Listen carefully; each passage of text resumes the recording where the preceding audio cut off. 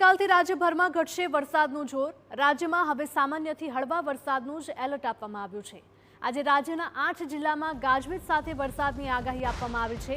કચ્છ અને ઉત્તર ગુજરાત સહિતના 8 જિલ્લામાં યલો એલર્ટ આપવામાં આવ્યું છે। આગામી 7 ઓગસ્ટ સુધી રાજ્યભરમાં રહેશે વરસાદી માહોલ। મોટાભાગના વિસ્તારોમાં હળવાથી મધ્યમ વરસાદની શક્યતા રહેશે।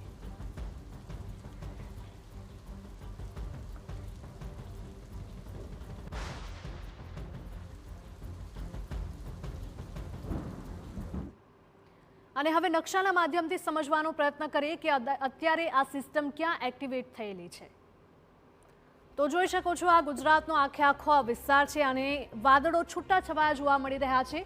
પહેલા જે વરસાદની મજબૂત સિસ્ટમ બની હતી તે સિસ્ટમ છે તે ફંટાઈ ગઈ હતી અને તેના કારણે જ ગુજરાતમાં ખાસ કરીને અમદાવાદ અને તેની આસપાસના વિસ્તારોમાં ભારે વરસાદ નહોતો વરસ્યો, પરંતુ આ સિસ્ટમ અત્યારે દક્ષિણ ગુજરાતમાં છૂટાછવાયા વાદળો જોવા મળી રહ્યા છે।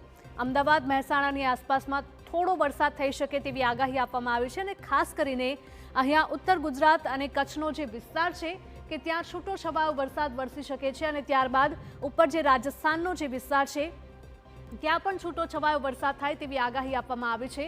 એટલે કે આજે ગુજરાતના અમુક વિસ્તારોમાં છૂટોછવાયો વરસાદ પડશે, તેને લઈને યલો એલર્ટ આપવામાં આવ્યું છે અને આવતીકાલે આ વાદળો છે તે ગાયબ થઈ જશે, એટલે કે છૂટાછવાયા થઈ જશે અને તેના કારણે વરસાદની ઓછી આગાહી છે।